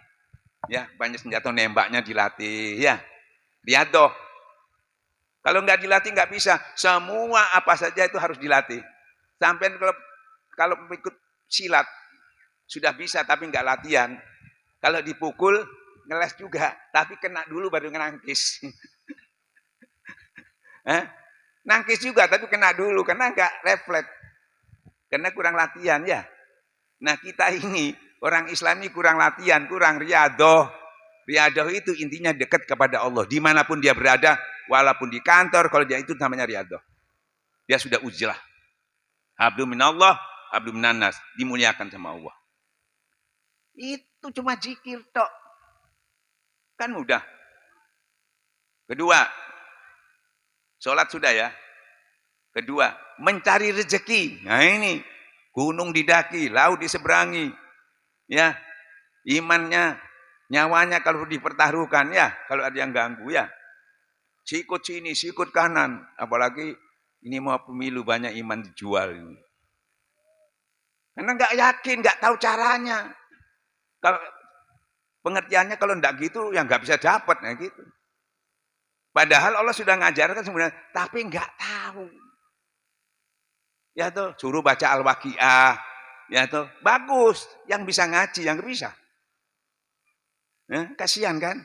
Nah ini saya mendapatkan dari zikir itu, setelah kamu sholat, bertebarlah di muka bumi, cari karunia Allah itu. Di lapangan banyak saingan, banyak gangguan, banyak bajingan. Ya, jual tempe, sama jual tempe, sana mursi melon, cenut. Ya, Amerika jual nuklir, Rusia jual nuklir, cenut. Jual nuklir aja begitu, sama dengan jual tempe. Ya toh? Sampai yang paling kecil sampai paling besar sama aja itu. Semuanya ganggu perasaan. Kalau nggak tahu, gini. Ya, makanya ada istilah saling santet menyantet dan sebagainya gara-gara itu. Kalau orang Jawa enak nyantet, kalau orang sana nggak nyantet kirim nuklir kalau Amerika sebetulnya. Ya, padahal dalilnya apa di surah Al-Jumu'ah itu? Setelah kamu sholat bertebarlah di muka kami, cari karunia Allah. Ingatlah Allah sebanyak-banyaknya supaya kamu cuma suruh zikir. Dalilnya sudah tahu, tapi tidak tahu caranya. Ya dianggap itu biasa-biasa aja, cuma dongeng. Kata Gus Dur, tos itu dongeng kok. Suruh zikir. Nah, apa yang dilakukan? Biar tahu dalilnya kebanyakan. Ayo ibu-ibu yang jualan di pasar, paling kalau keluar gini, untungnya aja yang diingat sebanyak-banyaknya. Allahnya enggak. Nanti kalau untung tuh gini. Pasti gitu. Padahal suruh ingat loh, ingatannya sudah ada, Allahnya sudah ada. Cuma belum diklikkan aja gitu. Ini tadi diklik 10 menit selesai. Tinggal jangan dilepas lagi, mati lagi nanti. Jangan dilepas, makanya allazi yaskunallaha qiyama wa qu'uda wa la dudukmu berdiri. Rasulullah itu berdiri dalam keadaan segala keadaan. Gitu. Dari duit ya. Nah, 2 ya. Cuma zikir. Yang dipakai iman, yang dipakai tauhid, yang dipakai tadi sholat, yang dipakai cari duit sama. Mau kemana kalau enggak? Ya Allah sama. Mau yang mana? Mau selain Allah. Kok jadi mudah ya? Karena dalil tadi kita prestasikan di sini. Mudah, cepat, utama. Kalau mudah enggak cepat, enggak cocok sama dalilnya nanti. Nah ini kenapa enggak bisa orang-orang yang bertolak menerangkan itu? Karena dia tidak bisa melihat di balik itu. Seperti Nabi Musa tidak bisa melihat apa yang dilakukan Khidir. Kenapa perahu dirusak? Tidak bisa melihat, marah dia. Apa ini perahu baik-baik punya orang miskin dirusak. Nggak bisa melihat ya. Benar tapi tidak menolong. Benar tidak menolong. Kalau sampai hidup waktu itu pasti sampai bela Nabi Musa. Ternyata dia tidak melihat di balik itu apa hikmahnya. Ya. Khidir, kamu belajarnya itu tidak buka kitab, ya toh, buka mata, ikuti dulu belum selesai. Oh ya, selangkah lagi baru tahu. Oh bener ya, kalau enggak kamu lobangi diambil perampok tadi. Nah ini perlunya ini makanya fi qulubihim ini buta ini. Tadi yang ditanya sudah dibuka itu tadi. Jangan ditutup lagi. Ya. Nah, itulah tadi maka cuma dari zikir. Jadi itu tumbuh dengan sendirinya. Jadi nggak usah dicari iman itu. Nggak usah dicari Tuhan itu. Kamu zikir itu. Kamu berzikir itu melangkah, Allah sudah menyambut kamu dengan berlari. Nggak terlalu jauh. Zikir. Terus selanjutnya apa? Syukur. Bagaimana bersyukur? Orang mengucapkan alhamdulillah, tanda syukur. Itu efek dari nyaman, dari tentram. Baru ente mengucapkan la ilaha. Efeknya bukan syukur, itu efek dari nyaman, dari nikmat. Coba sampai lagi jengkel, lagi apa. Bisa ngomong alhamdulillah. Meso ya. Makanya supaya bisa alhamdulillah, ini harus jadi nikmat, tempatnya nikmat. Ya. Makanya dalilnya ija sakartani zakartani sakartani wa ija nasitani kafartani. Di mana kamu itu berzikir kepadaku, kamu termasuk bersyukur kepada di mana akan aku tambah nikmatnya. Jadi kalau sampai nambah nikmat tuh ya kok bingung-bingung, suruh zikir tak tambah. Sampean enggak. Kalau nambah nikmat itu cari ini, wah capek sampean. Sulit masih dicari-cari. Cuma ditambah zikirnya. Ibarat sampai minum kopi kok masih pahit, tambah gula. Kok masih pahit, tambah lagi gulanya, selesai. Tapi kalau sampean itu tidak berzikir, tandanya kufur nikmat. Maka tunggu azabku. Azab itu nikmat itu diambil. Kalau nikmat diambil, bingung sampean. Biar istrinya cantik, kok enggak nikmat ya. Makanan ayam kok enggak nikmat, bingung sampean. Sakit namanya itu. Ya. Nah, ini zikir tok loh ini, enggak bahas-bahas lainnya. Siapa yang mengatakan sulit? Coba sampean duduk-duduk, nikmat enggak? Nikmat ya? Sampean dituntut kalau sambil menikmat, nikmat ya, enak. Enggak ingat, tunggu azabku. Hati-hati. Nah, yang punya zikir sudah selesai. Kalau enggak punya, enak ya, numpak mobil enak ya, tunggu azabku. Menikmati itu lupa ini. Dalilnya cuma zikir tadi. Zikir. Hampir tuh enggak pernah keluar tuh nih syukur itu lewat zikir itu. Hampir tidak ada yang nerangkan itu, kecuali orang-orang torekot. Ya, sudah. Apalagi ikhlas. Ikhlas lagi sampai sore sampai. Kayak apa ikhlas? Ayo, praktekkan ikhlasnya apa? Kalau saya ilustrasikan ini, ibu-ibu misalnya, ya, kok sampai nolong orang itu kenapa? Ikhlas, ikhlas. Kenapa? Ya karena dia baik sama saya gitu. Ukurannya banyak keperasaan ikhlas dalilnya. Ini kok enggak? Dia mungkin mangkel sama saya, terus enggak bisa. Karena kalau saya kasih hilang saya enggak ikhlas, percuma saya. Ini dalilnya dikira dalil itu dalil perasaan nafsu itu. Kalau dalil ya seperti saya ini sholat aja malam misalnya, kan capek karena bangun tuh agak enggak ikhlas, maksa ya. Kalau saya pakai dalil itu, kalau saya paksa ini enggak ikhlas, enggak percuma saya sholat, saya lebih baik tidur aja. Ya, saya enggak mau pakai itu. Saya pakai apa? Mau ikhlas, mau enggak, karena itu perintah Allah, sami'na wa ta'na, saya laksanakan. Masih kurang laksanakan kenapa? Karena mertua saya kiai sungkan, salah lagi. Saya laksanakan karena karena Allahnya itu yang ikhlas, karena Allahnya itu. Makanya supaya sampean duduk berdiri bersama ilah ini harus ada. Bukan saat melakukan, karena semua duduk berdiri berbaring kita itu, semua nikmat yang diberikan itu tadi harus ikhlas. Ini buktinya, zikir ismu zat ini. Kalau enggak ada, cuma di mulut aja. Ya, jadi enggak ikhlas memang muncul dia. Ada membuat kita enggak ikhlas. Memang itu namanya, makanya kita melawan namanya itu tazkiyatun nafsi. Jihad binafsi. Ada perlawanan. Kalau dulu enggak, langsung nolak, percuma nanti aja kalau belum ikhlas. Kita lawan itu dengan zikir. Lama-lama dia sampai dia menyerah. Makanya itu namanya latihan, dilatih. Ya. Nah. Selesai ikhlasnya. Jangan perasaan, jangan ngukur. Ya. Kita juga orang minta tolong juga gitu. Kalau kita bisa nolongnya, jangan melihat dia siapa. Selama itu memang kewajiban kita menolong, mau ikhlas enggak, kita beri begitu. Apalagi sabar. Ya, sabar kayak apa sabar? Saudara-saudara ini himbauan, ibu-ibu harus sabar sih. Enggak bisa. Datang ke kiai tanya, kiai kan sabar tuh ada batas, enggak ada. Ya ayyuhalladzina amanu sabiru wasabiru, terus tambah ditingkat suruh kuatkan. Nah, dalilnya sabar itu apa, Pak?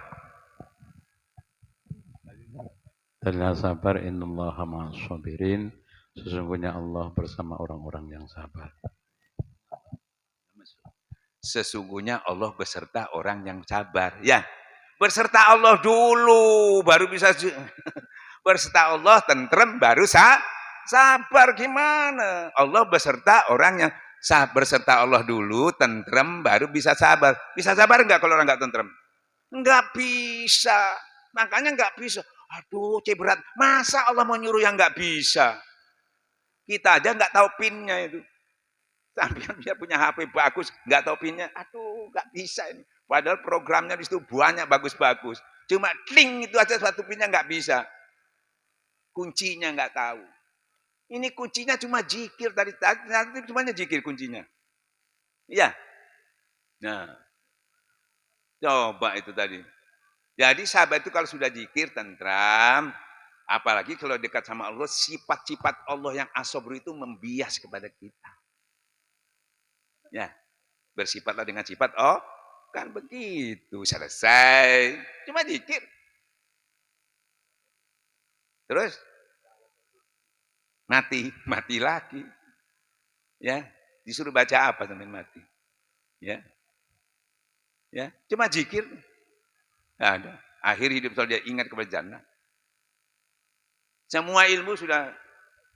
Loh kenapa zikir aja kan enggak baca ini baca ini.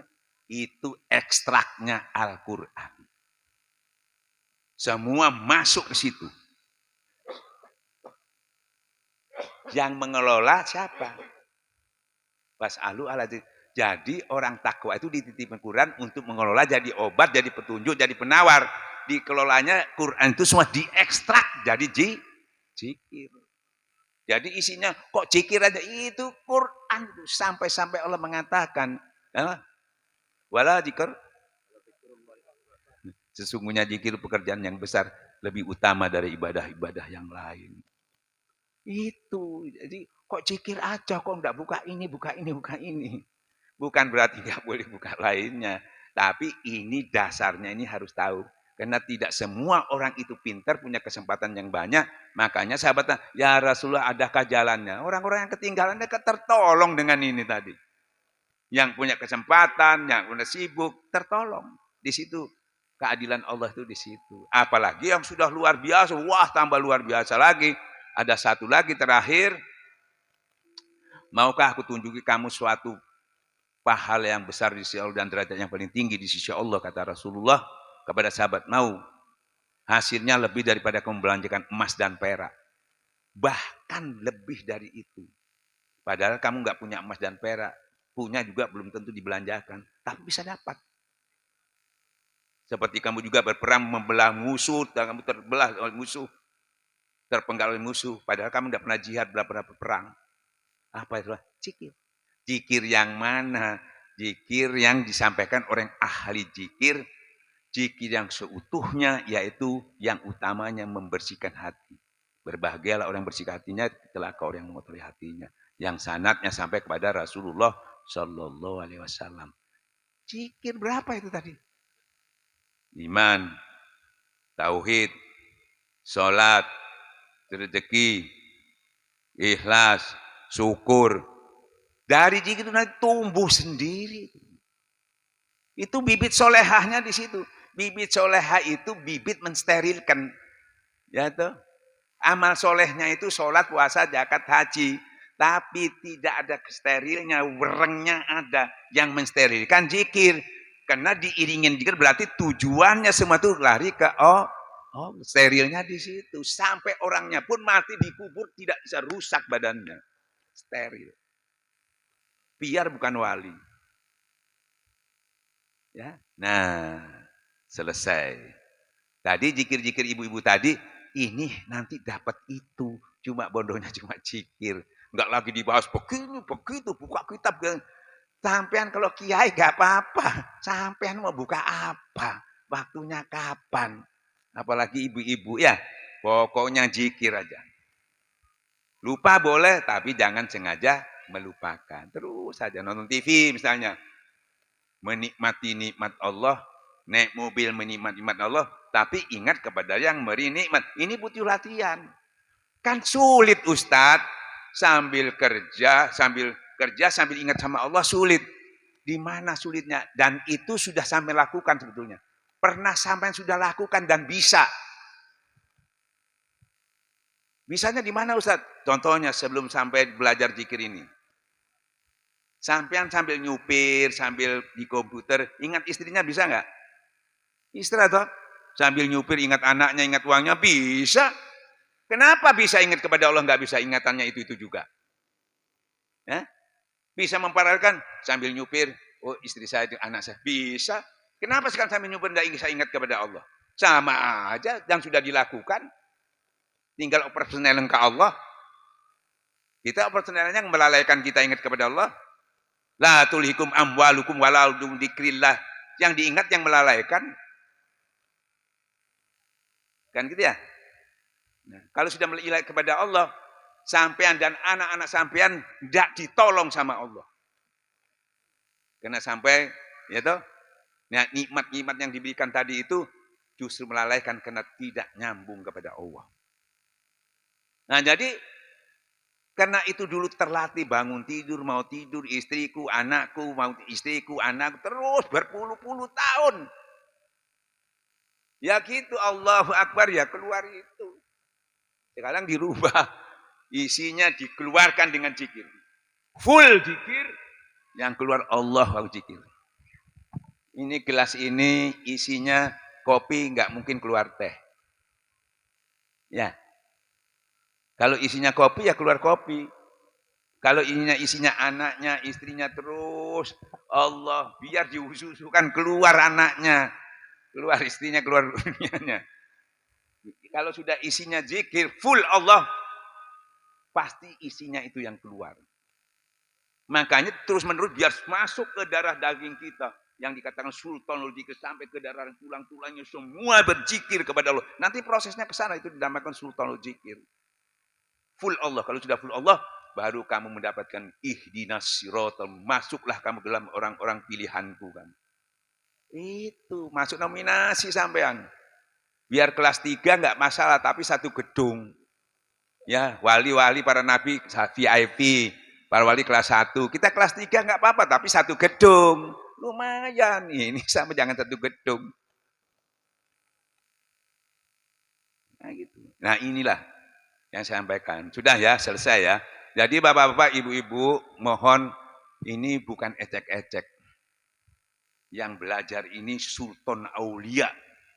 Tokoh-tokoh utama itu sampai silsilah itu sama Imam Al-Ghazali. Semua dari zikir ini termuliakan, meningkat segala pengetahuannya dimuliakan Allah dari zikir ini. Ya, nah sudah selesai. Sekarang saya tunjukkan kenapa orang itu berselisih. Ya, kenapa berselisih? Ya, ini saya kasih ilustrasi aja. Bukan dalil, saya cerita ya. Hasil riset saya ya. Saya lihat gini, saya ada seorang kiai. Ada seorang kiai saya kenal baik. Jujur, tidak pernah bohong. Supaya saya tahu, saya tidak akan ini kenapa orang itu berselisih. Padahal semuanya benar. Benar kok berselisih. Nah, apa sebabnya ini? Jadi ada seorang kiai, saya kenal. Dia panggil saya, Ustadz sini. Di situ ada orang pinter. Mungkin wali itu. Sampai coba sowan ke sana.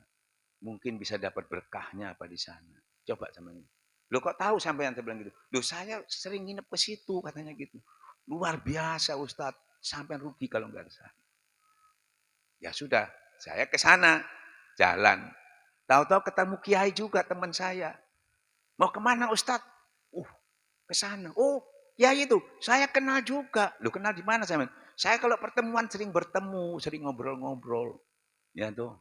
Katanya saya dengar dari ada kiai itu ngomong ini begini hebat. Enggak, biasa aja kok. Bingung enggak? Ini ngomongnya biasa. Dan ini enggak bohong loh.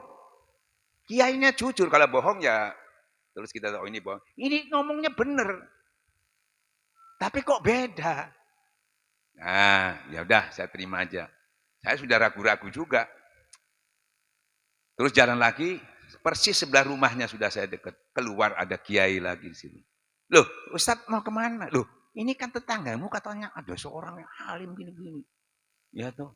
Oh iya, saya kenal.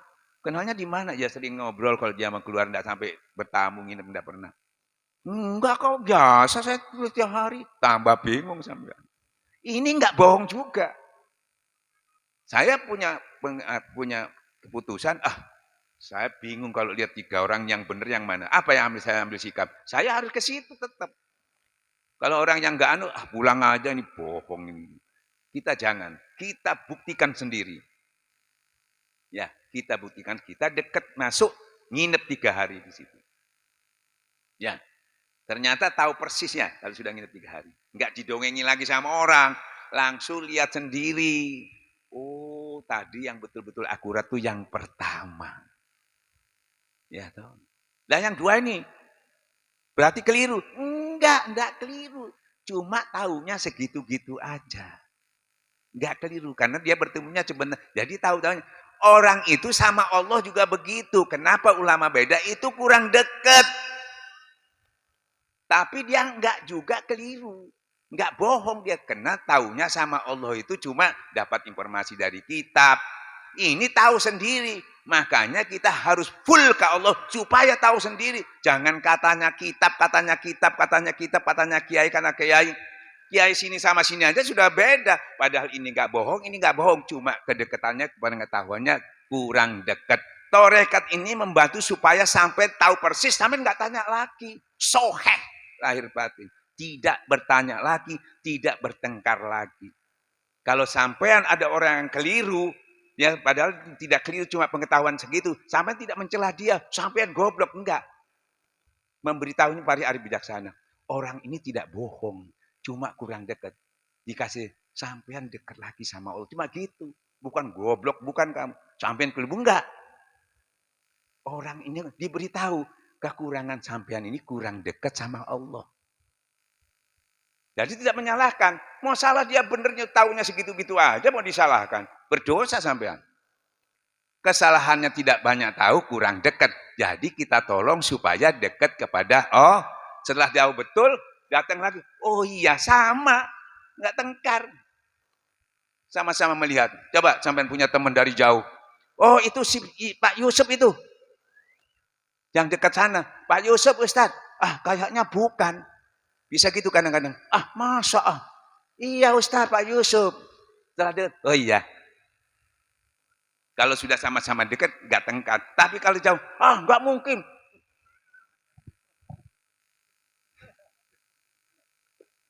Nih zikir. Makanya taruh kitabnya. Dekat sama Allah. Supaya tahu persis. Jangan informasi-informasi to'ai. Nah torekat ini menolong itu supaya sampai mencapai hakul ya yakin ya.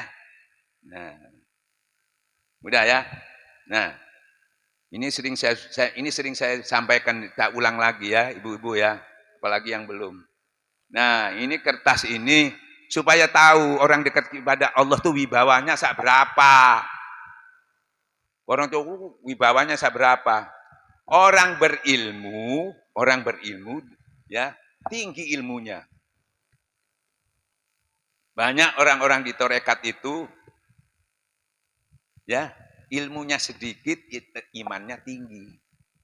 Dari mana imannya tadi? Jadi dia ngamalkan itu, ilmunya sedikit. Tapi berhadapan dengan ilmu, wibawanya tinggian orang yang beriman tadi berilmu. Sampai Allah mengatakan dalam Al-Quran itu, jangan sedih, kalau kamu beriman, kamu lebih tinggi dari orang-orang itu. Kan gitu ya? Jadi imannya itu.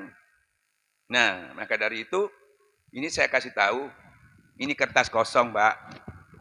Ini dirobek-robeknya, tidak ada masalah ya. Dirobek, diinjek, buat kotoran, tidak ada masalah. Tidak ada wibawanya sama sekali.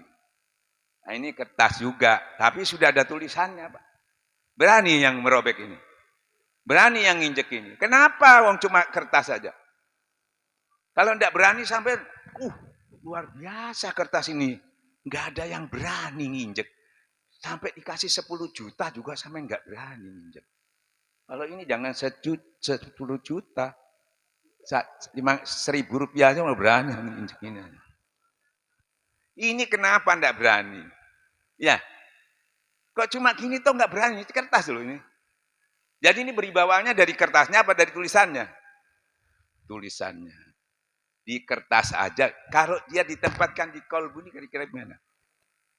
Di kertas aja loh, apalagi di sini. Nah ini kita ini kosong dari ini, makanya karena kosong Pak, didominasi sama nafsu. Kita menyelesaikan sesuatu semua pakai nafsu. Orang juga nafsu, kita nafsu. Makanya perang. Tapi kalau kita ada ininya, orang pakai nafsu, kita pakai iman. Kita bisa menundukkan bukan dengan nafsu, tapi dengan iman. Dengan arif, dengan bijaksana. Nah, mubalik itu pakai gitu. Kalau enggak, ini nafsu, ini nafsu. Sekarang menyelesaikan masalah Habib dengan Kiai, ini nafsu, ini nafsu. Terus enggak selesai-selesai. Tambah dua yang terpuruk. Harus ini, harus yang punya ini. Orang api kita harus jadi air. Ini Pak. Kalau enggak Pak, kalau dua-duanya ini enggak pakai ini, satunya pakai lumayan. Kalau dua-duanya enggak, api dengan api. Zalim dengan zalim.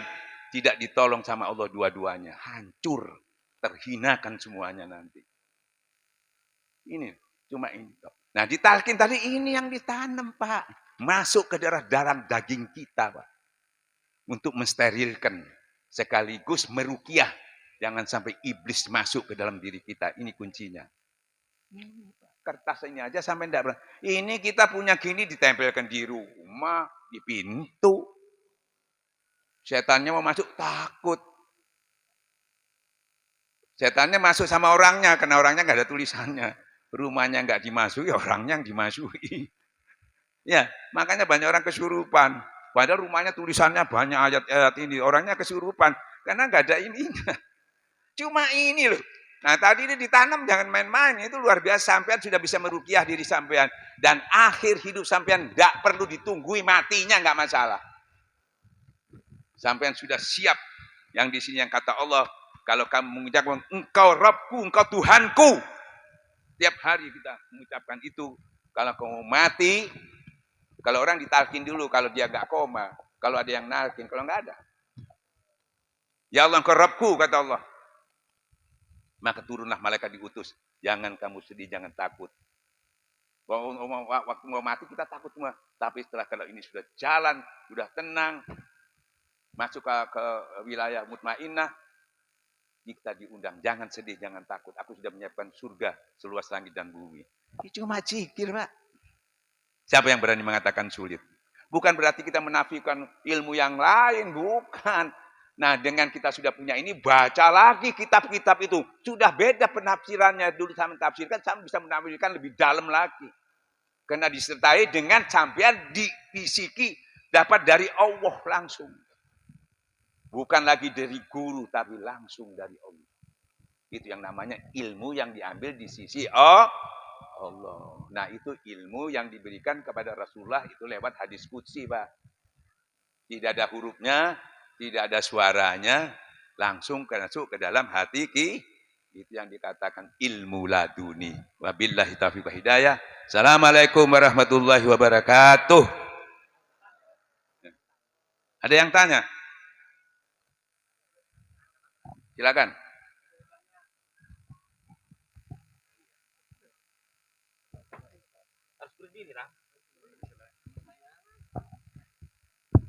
Cek, perlu diketahui bahwa nama saya adalah Udin. Yang pertama berterima kasih kepada Bapak Ustadz yang telah mengarahkan saudara-saudara kami dan mengajak tetangga-tetangga kami menuju ke Shirathul Mustaqim. Semoga apa yang telah diharapkan Bapak Kiai, semoga kami selalu mendapat hidayah dari Allah Subhanahu wa taala. Amin. Yang pertama Pak Yai, berterima kasih yang telah mengarahkan kami, mengajak kami menuju Shirathul Mustaqim. Ada sebuah ayat, innaka la tahdi man ahbabta walakinnallaha yahdi may yasha. Yang pertama. Yang kedua, mal farqu bainas syariati wat tariqati wal ma'rifati wal haqiqati. Wa mas syariatu wa mat tariqatu wa mal ma'rifatu wa mal haqiqatu. Tak langkong tolong diperjelas. Dan Allah menciptakan makhluk. Emang Allah berkelompok dan bertingkat. Yang tujuan utama adalah waqoba ilali tarofu. Sekintoh yang bisa kami perlu dipertanyakan, tolong diperjelas. Terima kasih.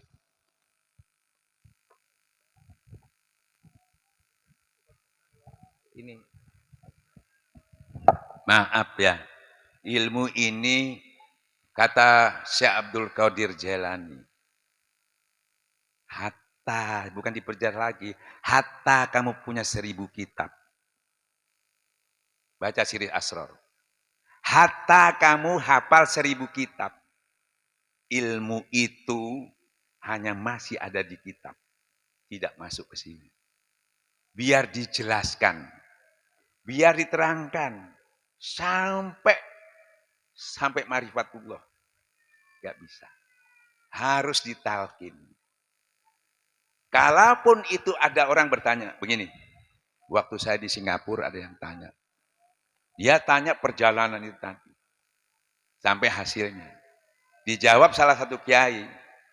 Saya sampaikan sama yang tanya tadi. Tadi sudah dijawab. Biar dijawab kamu gak ngerti. Biar dijawab kamu gak ngerti. Makanya torekat itu tidak menjawab. Orang berguru itu tidak dijawab. Sami'na wa ta'na. Ikuti aja. Ikuti. Nah, suruh mengikuti aja. Biar dijawab juga nggak bisa. Seperti saya, waktu berguru. Bah, zikir. Datang lagi. Orang dikira saya datang ke sana itu nanti mesti tambahin. Nggak ada tambahannya, nggak ada. Kalau saya tambah, kan ada tambahan dijawab Nabi Musa itu aja. Nggak ada. Sampai 20 tahun saya balak-balik. Jawabannya, bah, begini, jikir. Kok jikar-jikir itu? Saya jengkel juga lama-lama itu. Kok jikar-jikir? Doa aja nih, tidak paham. Tapi saya, mungkin ini saya diuji ya. Nah, jikir. Setelah 20 tahun, semua yang saya mau tanyakan itu terjawab sendiri. Karena kalau jawaban itu dijawab dengan ilmu, masih halusinasi. Kalau dilakukan dengan amalia, itu terwujud. Ya. Makanya sama Pangeran Sahabah saya diberi apa? Ali, kamu cari bibit unggul. Tanam, cari bibit unggul, cari tanah yang subur. Ya, cari tanah yang subur. Sirami. Setelah 3 bulan kamu datang ke sini, apa jadinya? Setelah 3 bulan saya keluar, sudah sampai daun. Belum bunganya, belum buahnya. Saya sampaikan, bah, keluar dahannya, keluar rantingnya, keluar daunnya, bah. Apa kamu yang mengeluarkannya?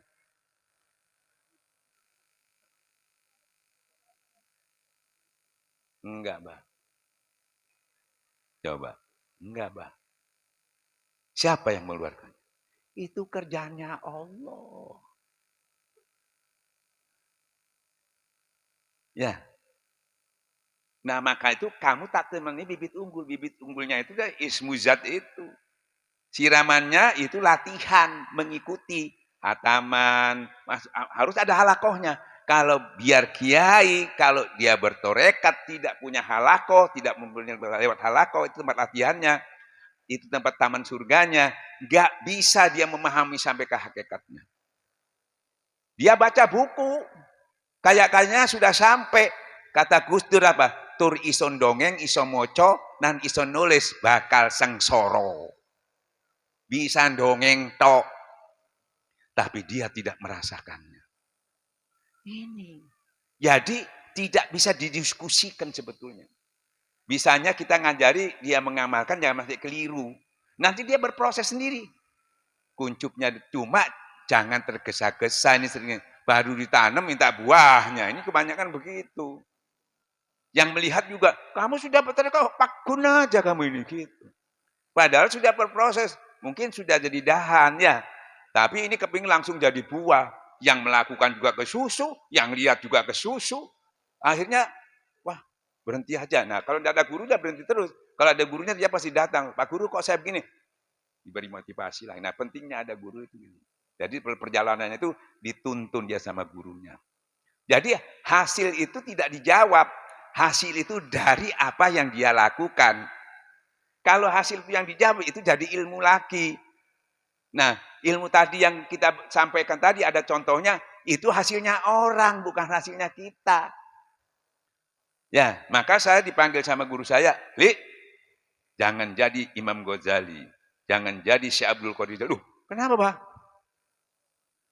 Itu menurut Imam Ghazali, menurut itu hasilnya dia, hasilnya kerja. Hasil mana? Itu hasilnya. Jadi kita baca dalil macam-macam, ceritakan orang soleh. Itu hasilnya dia lah kamu. Ya. Tapi orang yang mendengar yang bodoh, wah dikira dia sudah di situ. Ya, dia bodoh, orang lain ya tambah bodoh lagi, yang baca sudah bodoh. Jadi kata Gus Dur tadi, tur iso moco, bisa baca, bisa dongeng, bisa nulis. Nah makanya Nabi Musa aja tidak boleh bukan, pokoknya ikuti dulu. Nanti dia akan menjawab sendiri hasilnya. Itu akurat dan hakul yakin. Itu begitu. Ya. Nah, nanti hasilnya pembicaraan itu beda. Ada peningkatan pemahaman. Contoh gini. Saya melihat seminar tasawuf, Pak. Di situ ada Nurholis Majid dulu ya, almarhum ya. Terus lagi siapa? Profesor-profesor, orang-orang tasawuf, Pak, tasawuf ilmu semua, dosen-dosen. Dia bikin seminar. Wah, cantik sekali, Pak. Saya sampai tertarik sekali. Wah, tulisannya apa, makalahnya bagus, Pak. Waduh, tertarik saya. Saya bilang, saya punya pikiran begini. Orang-orang intelektual ini, orang-orang yang ahli ini tadi, saya mau kawinkan dengan kiai-kiai saya di pondok pesantren saya untuk saya gabungkan hasil amaliyah dengan ahli intelektual ini tadi, supaya mengadakan seminar besar mengundang kiai-kiai dengan alasan kalau yang berbicara ini orang yang fasih, orang yang punya dalil komplit, dia punya karisma yang kuat, pasti orang ikut. Kalau saya ngomong, saya bukan nggak bisa, biar benar juga, kadang-kadang masih nggak nerima, karena umumnya orang tuh sering lihat aksesoris seseorang, ya. Siapa yang ngomong? Dari mana? Seperti iklan di TV itu, kalau nggak artis, ya, biar barangnya bagus, dan dibeli orang. Kan seperti itu. Ya, tapi barang yang ngomong artis, beli semua orang. Seperti itu masih orang melihat agama itu, masih ke situ. Jadi saya punya pikiran juga begitu, ini harus orang yang top. Saya datang ke pengarsa guru saya, Bah, saya supaya orang ini, karena tasawuf ini banyak yang nolak, banyak gini, mungkin saya nyampaikan kurang hadisnya, kurang soheh, kurang fasih, orang banyak nggak ikut. Bagaimana kalau saya mengundang orang-orang ini semua dicampur dengan kiai-kiai dari Suralaya. Jadi spiritual dan intelektual. Pasti orang banyak ikut, Bah. Bener nggak? Bener dah. Ya toh, karena yang ngomong ini orangnya cukup pengetahuan dan sebagainya ya. Pasti orang banyak ikut kan begitu, Pak ya. Kan banyak orang, kamu kalau orang mau ikut tuh dalilnya harus sahih dulu, bahasa Arabnya harus, kalau enggak orang enggak mau ikut. Hampir kan begitu ya, umumnya begitu. Ternyata di tasawuf enggak. Apa kata guru saya? Kata pengarsa Abah. Li, kamu tahu enggak Nabi Muhammad? Ya tahu, Bah, itu Nabi kita, Bah. Nabi Muhammad itu menyampaikan wah, soheh betul yang disampaikan. Nabi ya, kan soheh. Al-amin, jujur, dipercaya, akhlaknya, mukjizatnya, komplit dia menyampaikannya. Diterima semua enggak? Saya tanya gitu. Diterima semua enggak yang disampaikan? Enggak, ente lagi, katanya gitu. Logika saya tadi itu ternyata gimana? Itu Nabi yang ngomong. Masih bagus kamu ngomong gak dilempari. Nabi itu dilempari batu malah.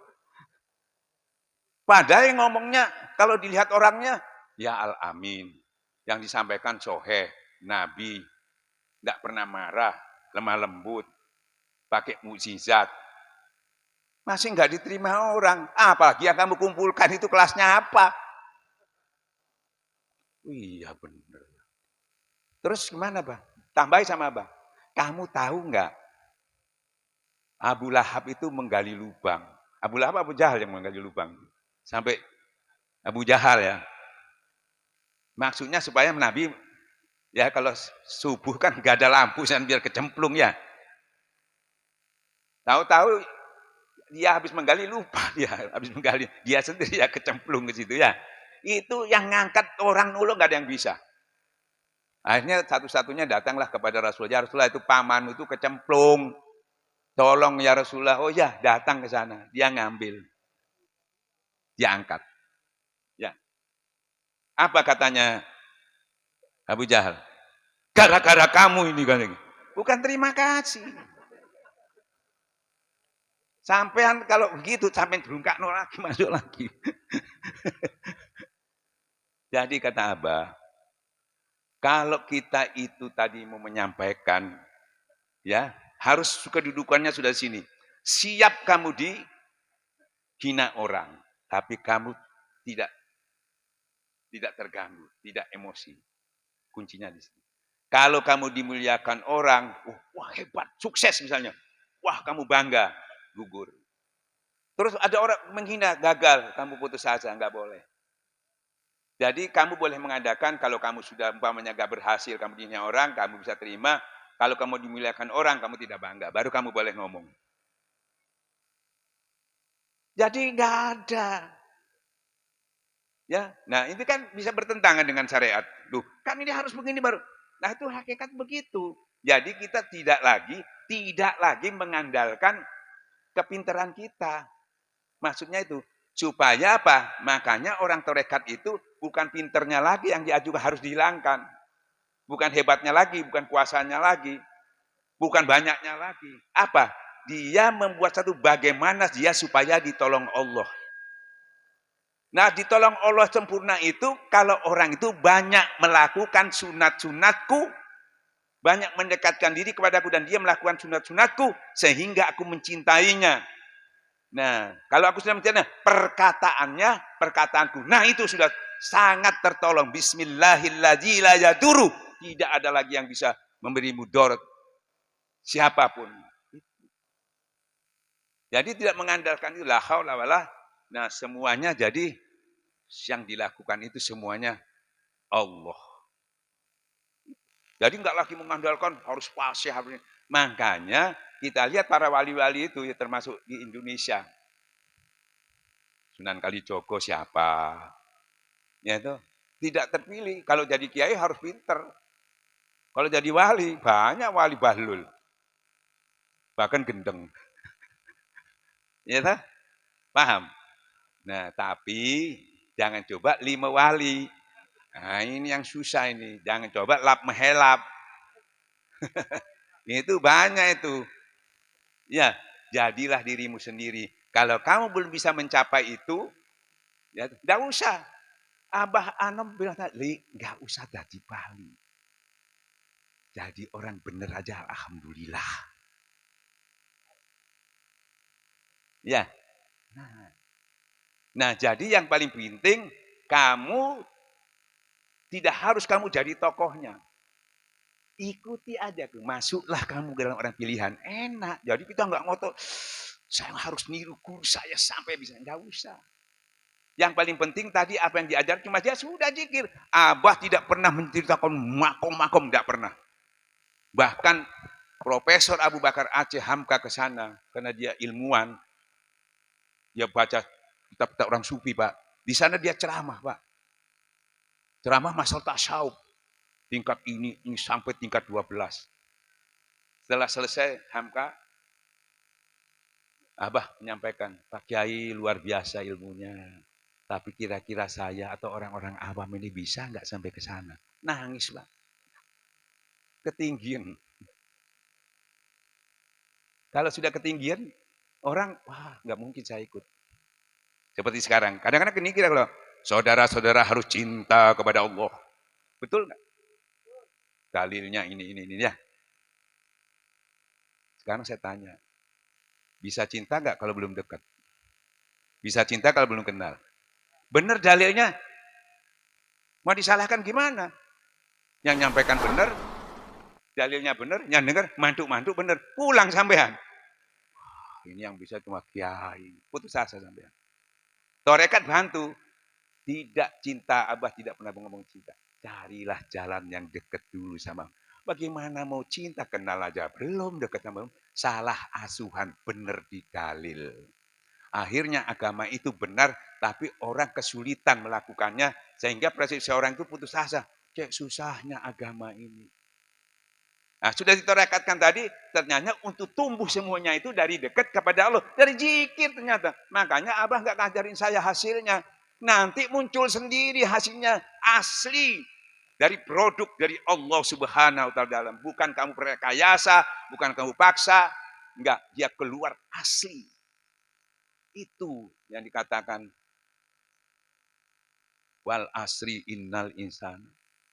Demi masa, demi waktu, per detik amal soleh itu harus ada. Amal soleh itu, zikir itu amal soleh, yaitu ibadah-ibadah mahdoh itu diiringi dengan amal soleh, maka dia steril. Kalau enggak, jadi amal salah. Contohnya satu aja. Ya, sholat itu amal soleh. Bisa jadi amal salah. Salahnya di mana? Wa wailul lil musallina alladzina sholatihim sahun. Celaka orang yang sholatnya amal soleh, ya celakanya karena sahun. Jadi amal salah. Cuma kurang sahunnya yang jadi amal salah, itu yang merusaknya. Ya, nah itulah saya kira cukup begitu Pak. Maaf Pak, saya jawabnya. Jadi kalau orang mau tahu persis, ya jangan didongeng lagi, langsung lihat sendiri nanti. Jadi tidak banyak waktu, ya toh. Sebab kalau sudah kitab itu ilmu Allah saja, kitabnya dari Allah juga, ilmunya dari Allah itu kontroversial. Antara Quran dengan hadis qudsi aja, antara syariat dengan hakikat aja sudah bertentangan. Padahal tidak bertentangan. Ya toh, kita aja yang nggak tahu. Ya toh. Nah, tapi setelah diamalkan nanti baru tahu, oh, ternyata memang harus ada dua, min sama plus. Kalau min sama plus itu sudah dinyambungkan, Pak, kita nggak pakai alat lagi. Kita melihatnya sudah dengan cahaya, bukan dengan ilmu lagi. Nah, harus sampai keluar cahayanya. Nah, makanya dikatakan nurun ala nurun di situ. Saya kira demikian ya. Mohon maaf kalau ada yang ingin ngaji ini diperdalam, Pak. Maaf, jangan baca kitab. Jangan. Boleh sampai baca kitab kalau sudah ditalkin. Kalau enggak, Pak, sampean nanti hasilnya apa? Saya sudah nyampe, enggak sholat, enggak apa-apa gitu. Bisa begitu. Kan banyakan begitu. Ya toh? Makanya sampai-sampai dikatakan berdasar torekat tambah guru sama berguru dengan setan. Nah itu bahayanya. Ya. Jadi bukan tambah dekat sama Allah, tambah jauh. Tapi dia merasa dia akan tertipu. Makanya kalau harus ada gurunya. Kalau nggak ada gurunya ya sampai ke sana. Padahal tapi karomahnya dilebihkan Pak, biasanya begitu. Malah karomahnya lebih. Ya contohnya aja Dajjal tuh kalah semua karomahnya itu orang-orang. Bahkan mujizatnya Nabi aja hampir kalah sama Dajjal itu. Ya toh? Nah kita karena senang gitu ya terjebak di situ akhirnya. Saya kira demikianlah. Mohon ampun. Assalamualaikum warahmatullahi wabarakatuh.